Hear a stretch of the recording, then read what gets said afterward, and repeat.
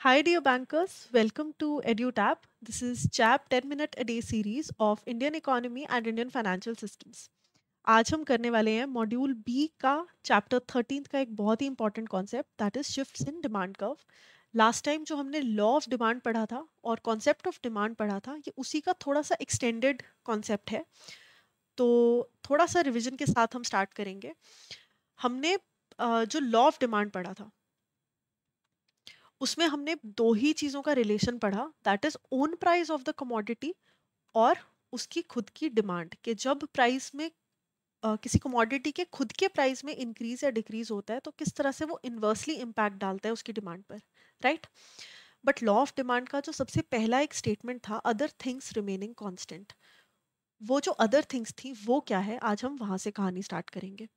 ठीक है, तो ये आपके सामने जो चीजें दी हैं पांच, ये उन अदर फैक्टर्स में आ जाते हैं जिनको हमने लॉ ऑफ डिमांड में कांस्टेंट अज्यूम किया था।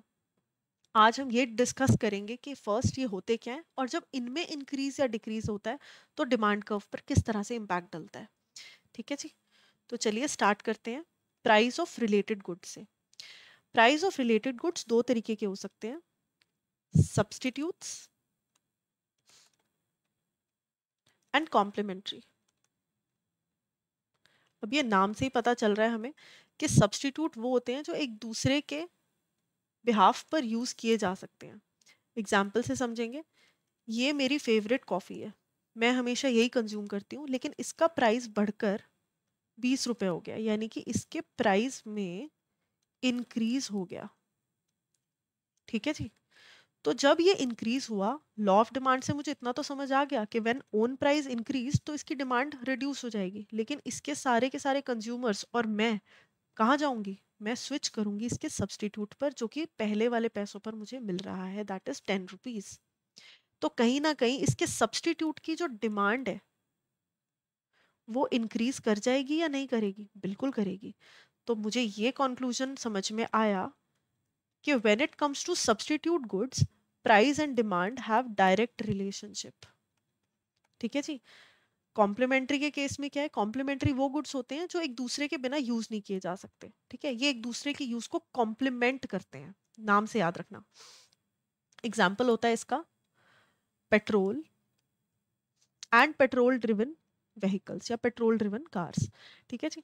अब अगर कार्स जो कि पेट्रोल ड्रिवन कार्स हैं उनका प्राइस बहुत ज़्यादा बढ़ गया, लोग स्विच करेंगे डीजल ड्रिवन कार्स पे, ईवीज पे। अब मुझे एक बात बताओ, जब पेट्रोल ड्रिवन कार्स की डिमांड ही कम हो गई तो क्या लोग अलग से पेट्रोल खरीदेंगे कि ठीक है गाड़ी तो मैं डीजल की चला रहा हूँ लेकिन पेट्रोल इकट्ठा करके रख लेता हूँ? नहीं होगा ऐसा, है ना। तो पेट्रोल की डिमांड भी कहीं ना कहीं बहुत ज़्यादा कम हो जाएगी। तो कैन आई सेफली अज्यूम कि price of a product has inverse relationship with the demand of its complementary good? बिल्कुल कह सकती हूँ। तो दो चीजें मुझे समझ में आ गई कि रिलेटेड गुड्स एक तो दो प्रकार के होते हैं, सब्सटीट्यूट्स एंड कॉम्प्लीमेंट्री।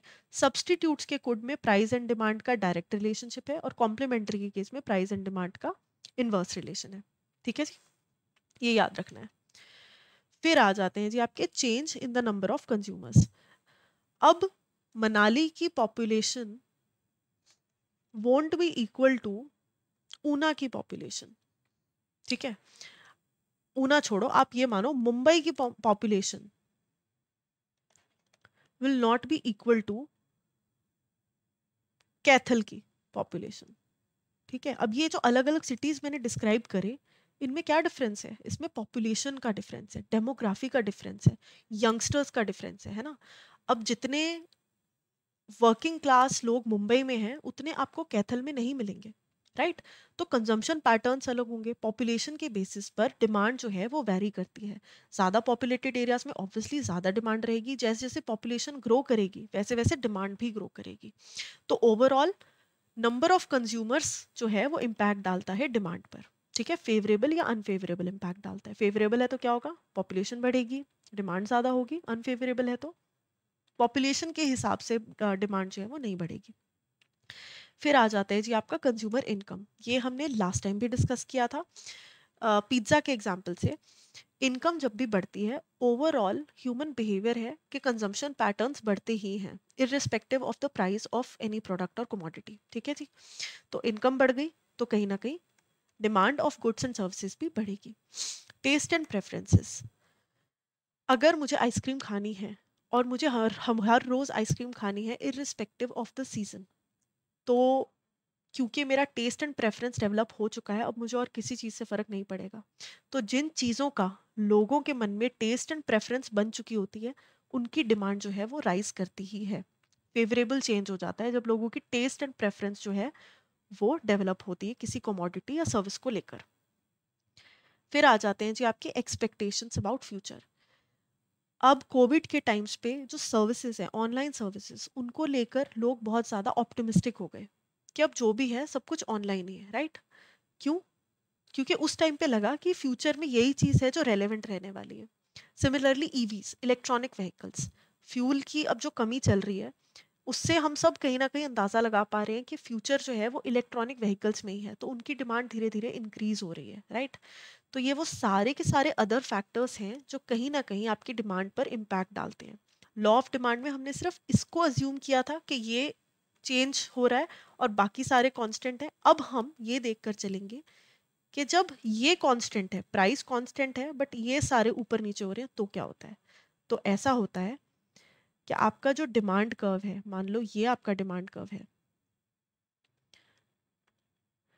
आप इसमें स्ट्रेट लाइन देखकर डर मत जाना, ये होता कर्व ही है, लेकिन just for is of understanding ये एक स्ट्रेट लाइन की तरह डिनोट किया गया है। तो आपका जो डिमांड कर्व है ना, वो ओवरऑल राइटवर्ड शिफ्ट ले लेता है, and shift in demand curve is the word that you have to remember.